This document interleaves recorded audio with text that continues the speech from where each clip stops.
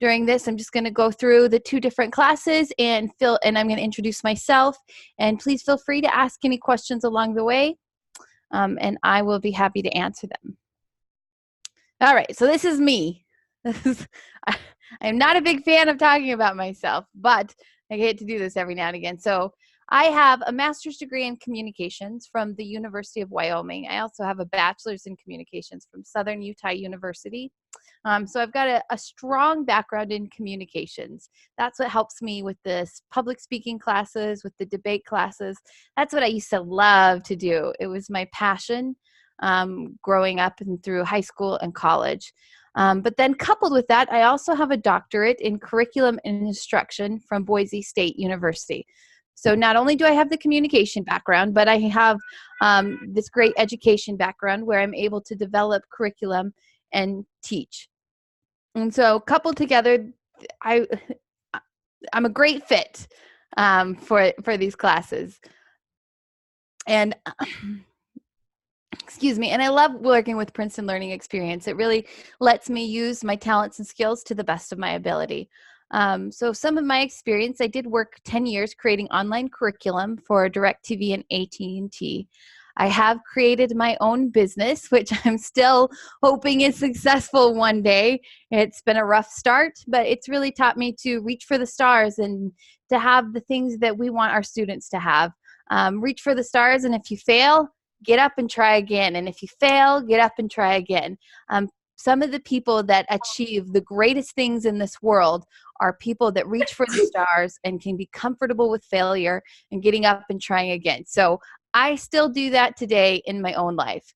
I am reaching for things that are greater than what I have right now, and I'm consistently failing, but that doesn't matter. I'm still getting up and trying again. So that's kind of what my business has been teaching me, is how to do that. So some other experience I have is I've taught college classes for the University of Wyoming and the College of Western Idaho. Some awards I have: I'm a collegiate speech and debate scholar. Speech and debate was amazing for me in college and high school. In high school, I got to travel around the state, look at all sorts of different cities, experience that. And in college, I got to travel all around the country, go to New Orleans and go to Mardi Gras and go to LA and go to Disneyland. So it really was great for me. And it also helps me with room and board. I was grateful. I was lucky enough to have an academic scholarship to do my tuition. And then I was also able to get room and board, just some extra cash on the side with my debate scholarship. So that is a lot about me. Any questions? In short, I'm amazing, and you should come have classes with me. So this is just kind of more just about me, kind of the more personal side, not just my resume. This is my cute little family. So I quit my job at AT&T in order to stay home with these 4 crazy children. So that's what I spend a lot of my time today. And so I'm grateful to spend time with your kids and have some more adult conversations. And I love it as a great outlet for me to still have those academic conversations. So again, I'm so grateful for this job. But this is my family, and this is what's very important to me. And then here's where I live. I live in a beautiful state of Idaho. We don't have a lot of people yet, and I would like to keep it that way, so don't tell anybody how amazing it is. But this is me and my family rafting. I'm up here in the front getting splashed, and this is my husband, and then my sister-in-laws. So we have the beautiful Payette River that's just 40 minutes away, so we enjoy going rafting once or twice every summer. And this is me when I worked for AT&T. I have that little logo. I won a competition, and I was able to rappel down the largest building in Boise, Idaho. So that's me rappelling. So that's just the more fun side of me. I'm not just academic. Although I do love books and I do love academics. All right, so let's go ahead and get to the classes. Model UN, our course objectives is to allow students to engage in debate and critical thinking from a world's perspective. At the end of this course, students should be able to analyze an issue from the perspective of a different nation and engage in critical thinking from a world perspective. What I love about this class is it really gives students an opportunity to sit in the seat where they are the driver. They are asked to solve major world problems. We talk about the eradication of extreme poverty, and we're able to look at some of those countries in Africa and some other countries where people are really poor, and we try to solve those problems either through humanitarian assistance or um, helping with their economies and giving them jobs and really focusing on sustainable development. So we talk about those issues. And what I think is so important, and one of the reasons I love what I do, is these are problems we're discussing that haven't been solved yet. And so I love to hear what my students can come up with. That could be where the great solutions to these major problems come, because sometimes we hear ideas and we read books, we hear it from somebody else, and they're ideas that didn't work. And sometimes these fresh minds can come in and really provide some major solutions. So that's what our goal is to begin the journey for students to engage in critical thinking and really look at all sides of an issue and how it affects people, and look at more than just what we have in our world. I have lived in Western United States for a very long time. If you took me to New York, I'd be like, what is going on here? It would be a different world for me. So even taking that further and looking at what's going on in the world, I learn a lot in all of my classes.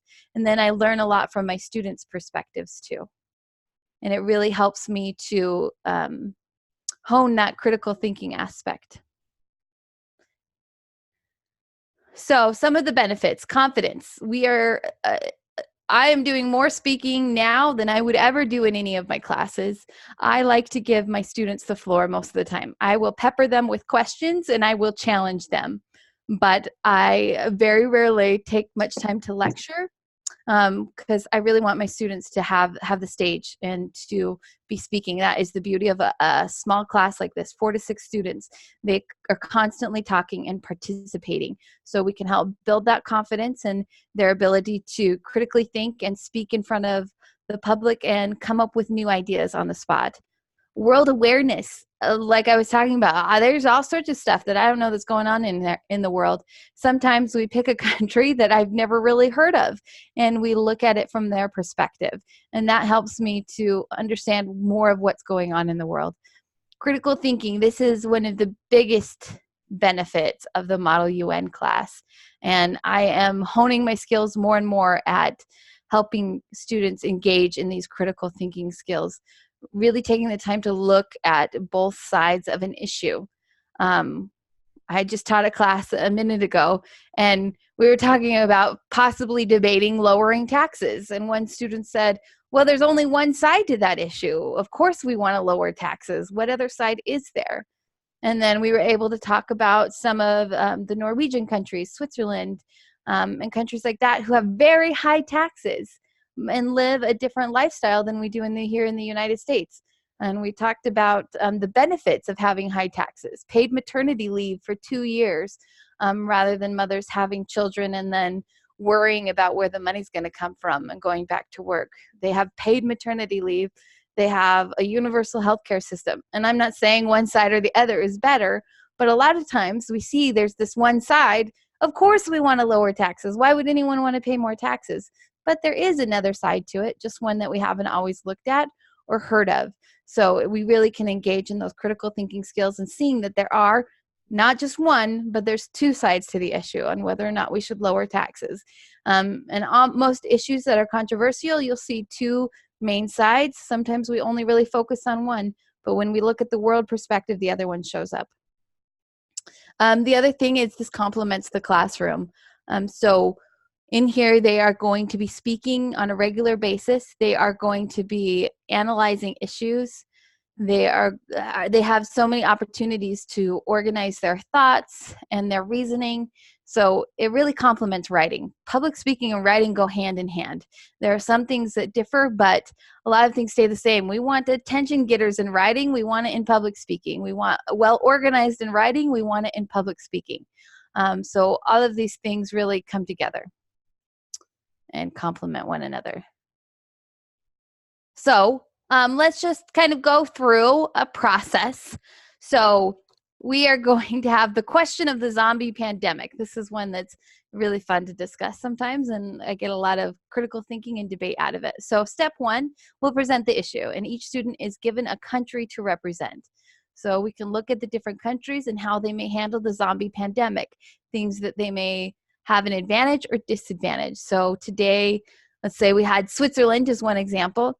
Everyone can fit in a bunker in Switzerland versus Sierra Leone. They didn't even have a government system in place to help.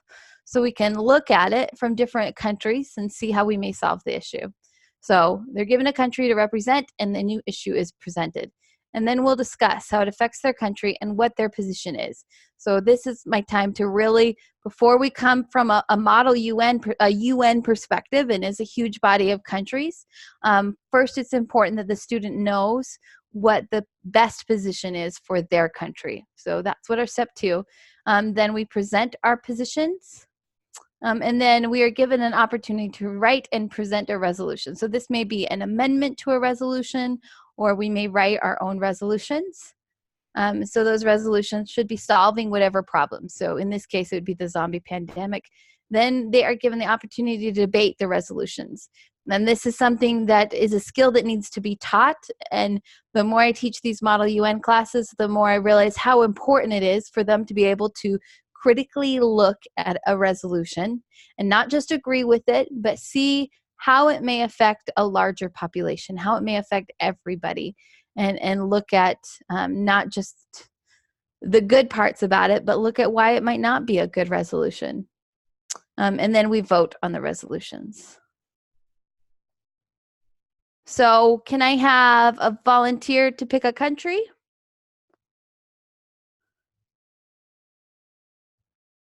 Any of my potential students? Anybody? Any volunteers? Yes. Okay. What country? China. Let's go with China. All right, so we have these written up, and we take a minute to just kind of read what's going on. So can you go ahead and read this for me, please?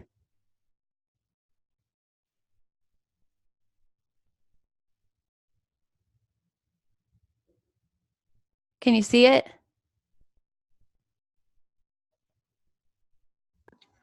Yes. Can you please read? China's total GDP is 12.24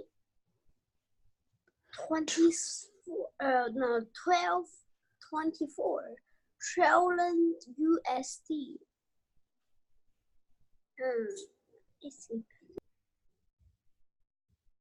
Very good. So we just have a little bit of information on China, and we do this with all of the countries. They have some different advantages and disadvantages. So if we look at India, it's going to look a little different than China.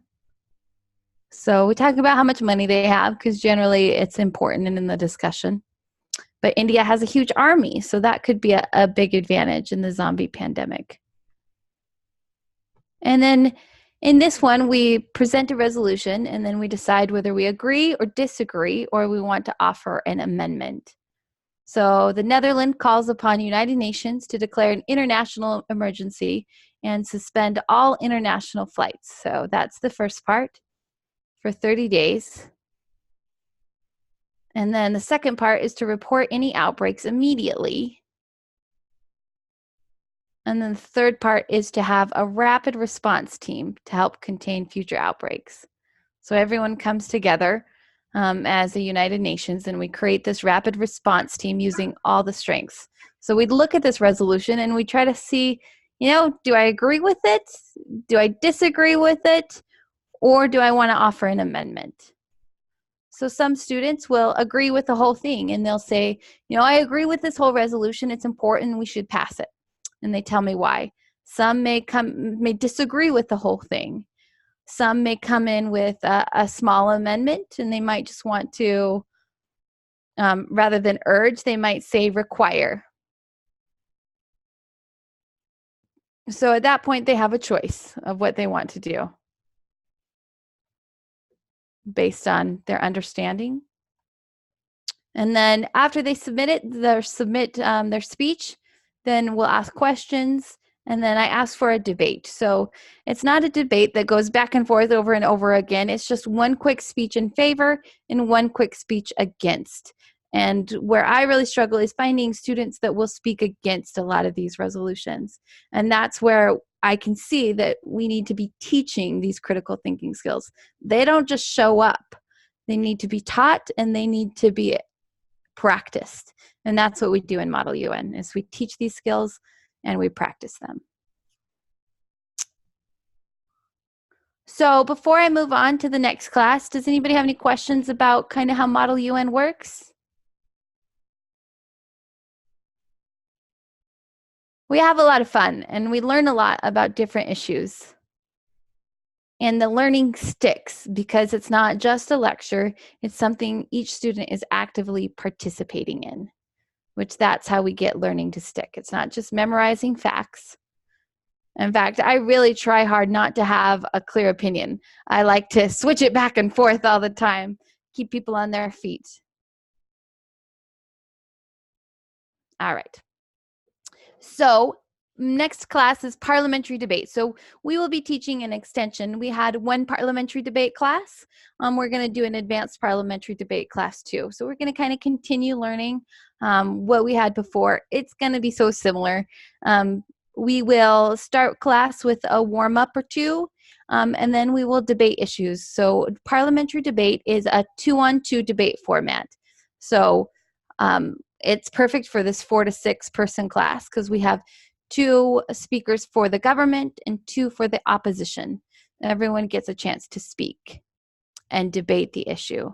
And then if we have 2 more students, any additional students beyond the 4, they get to be what we call the Speaker of the House, and they need to listen to the debate very closely and take really good notes because at the end of the debate, they will judge who won and who lost the debate.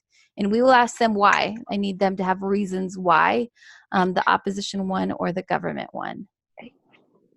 So some objectives we want, again, I love these classes. We're going to demonstrate those critical thinking skills.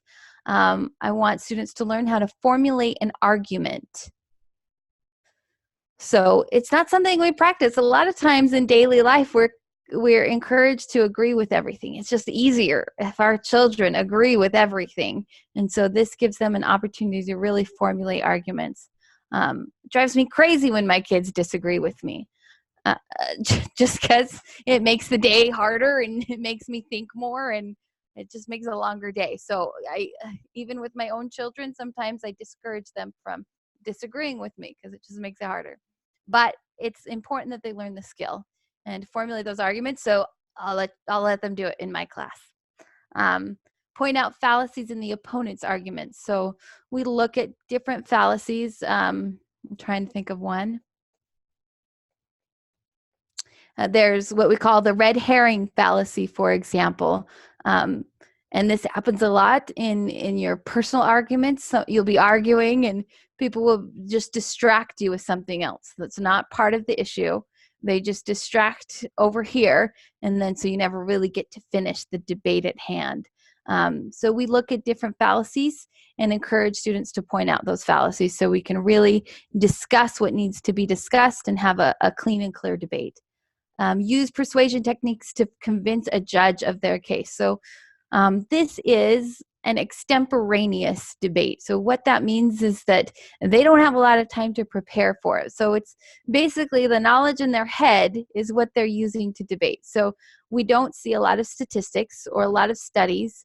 You got to go on what's here. So using stories, using examples of their personal life, or even sometimes movies come into play. Just different ways to persuade somebody. And this is much more natural. A lot of times in life, when you do get in a debate, it is extemporaneous. They will need to learn how to follow the outline of the case so they can flow the outline of the case so they can keep track of the debate. Let's see, I have a ton of flows here. And I'll just show you one real quick. So this is from one of our debates this unit. So we have our government speaker. We call them the prime minister. We have our opposition, then our government, and then our opposition. And then we have opposition rebuttal, and then we have another rebuttal. So they have to keep very clear notes in an outlined way so that they can see the arguments. And so we'll teach them that. And then they'll demonstrate and participate in parliamentary debate. So some of the benefits: we help students gain understandings of multiple points of view. It is human nature to have a point of view and look for research to support your point of view. It is not human nature to go and look at the opposite side of an issue and see why people believe a different way than you do. But this forces us into it. Students are not allowed to pick their side. They are assigned a position, and then they need to debate that position with the best of their ability. And so it really challenges them to look at the other side of an issue. It increases logical ability. I swear this has messed up a lot of my relationships in life. I have a switch that I call my debater mode. When I'm in an argument, personal or in school or in business, whatever it is, I go into debater mode where I just switch off emotional thinking because it doesn't count and go straight for logical thinking. And sometimes it gets me in trouble because people want to see emotions in real life.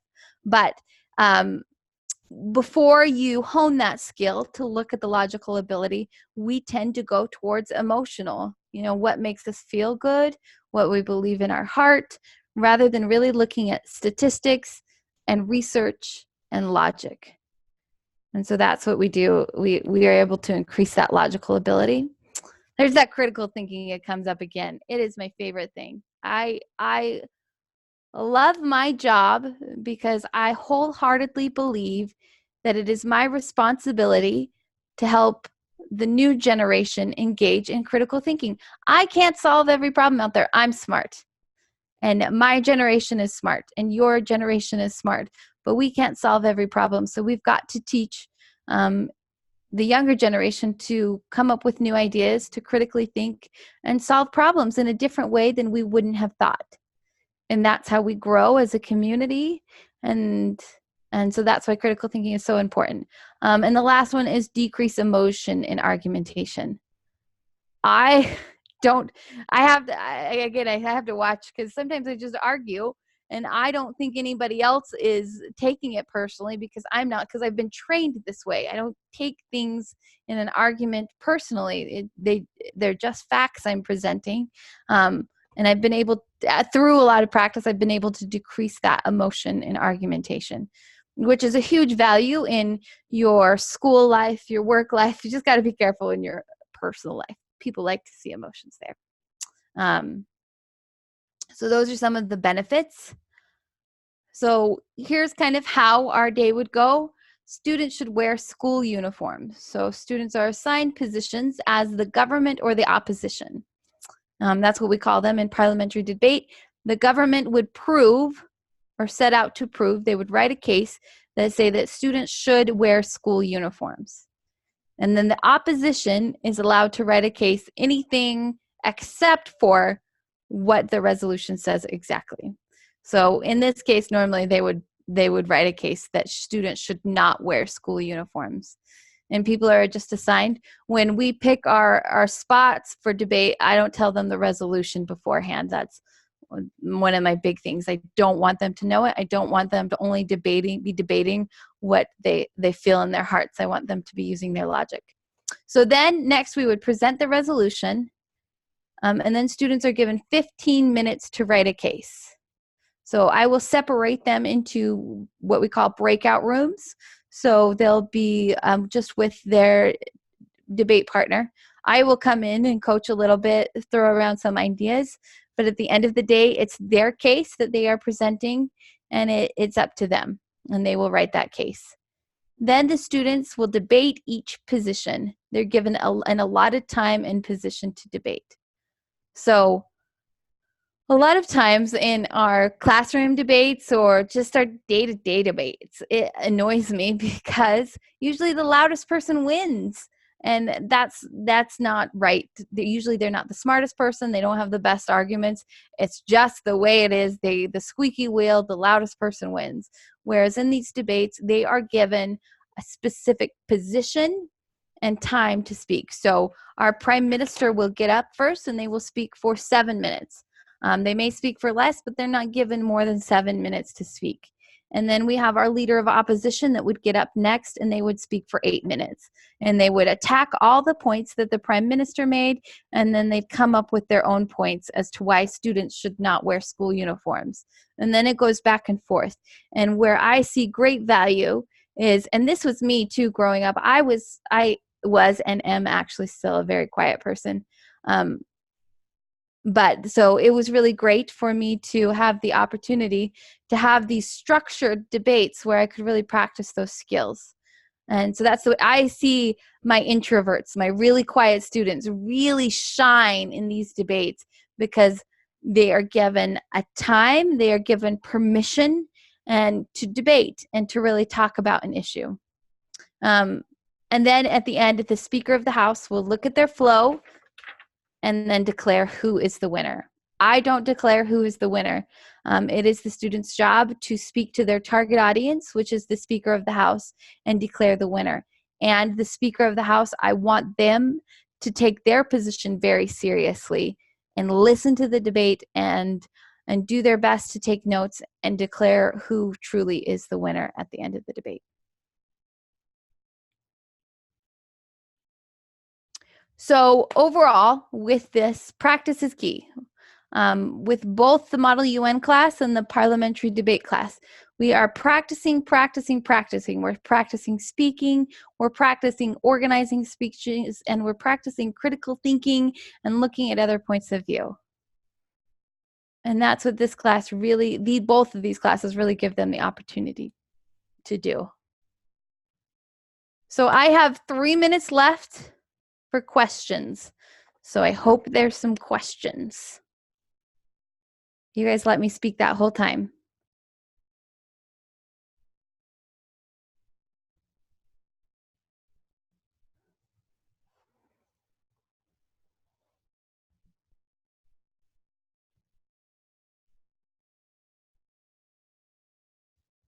If you guys don't feel comfortable asking them out loud, feel free to ask them in chat, and I can answer them from chat.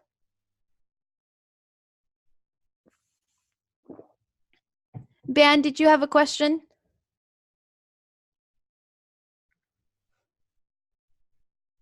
I see a hand. Can I open my sound? I can hear you now. I want you to speak slowly. Oh, I'm sorry, Ben. Yes, I tend to speak fast, but especially in class, if I start to speak too fast, you are welcome to remind me and I will speak slower. Was that better?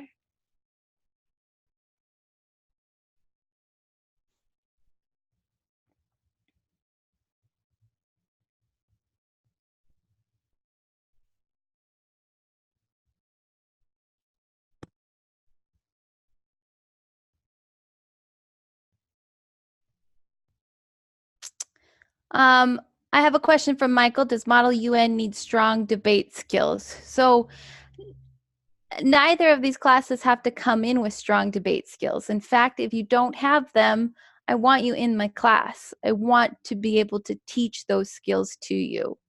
So Model UN has shorter speeches. So if I were to compare the two, I would say it needs less debate skill because you're put on the spot a little bit less.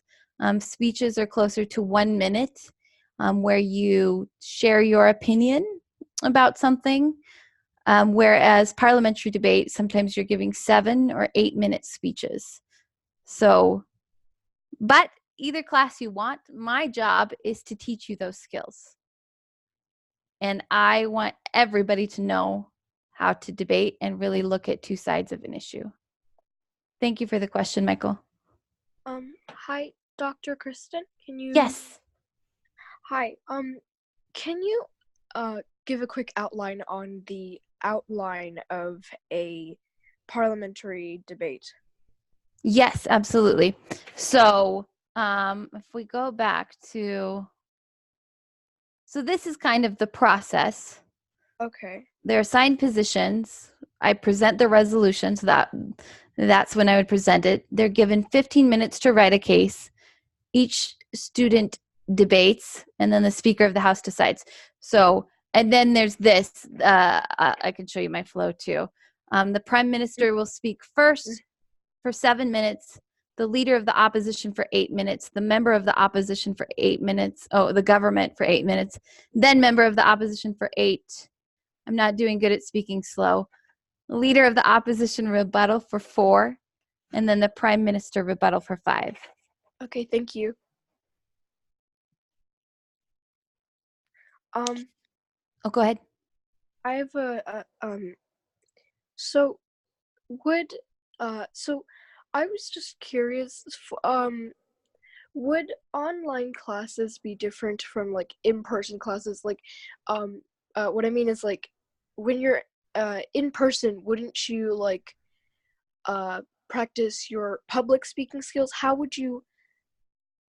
Would there be any exercises for public speaking skills in these classes? Yes, because each time we are practicing our public speaking skills. So I guess it's twofold. Public is changing. So normally we think of public in person with an audience in front of us. But I know when I worked in a corporation, my public was more like this. It was, see, this is my public speaking. I'm online, but you guys are all here and it's my public. So we're learning a different form of public speaking. Mm-hmm. Okay, thank you. I just wanted somebody to clarify.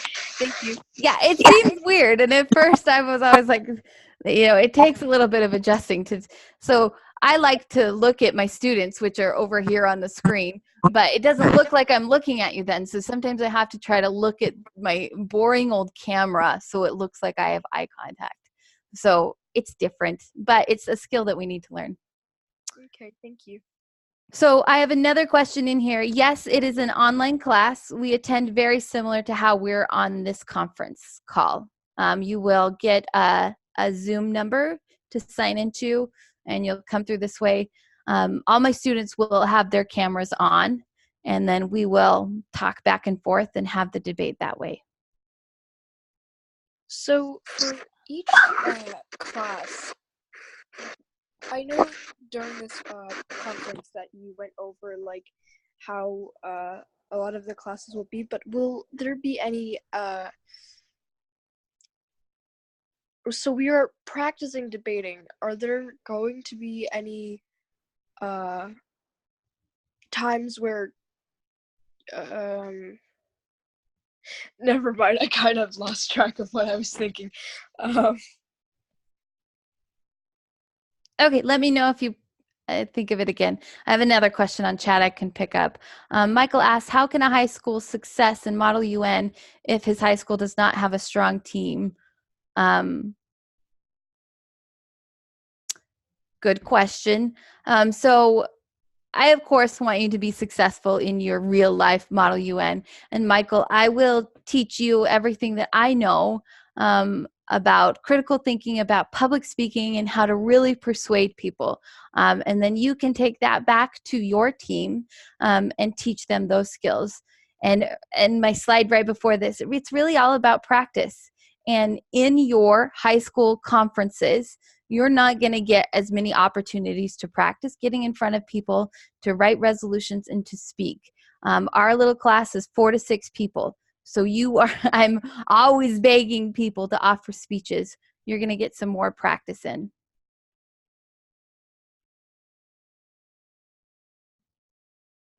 All right.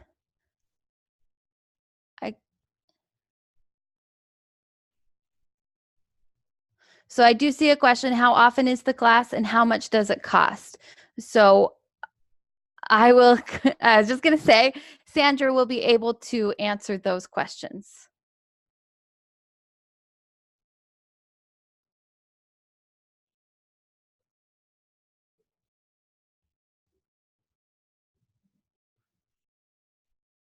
All right.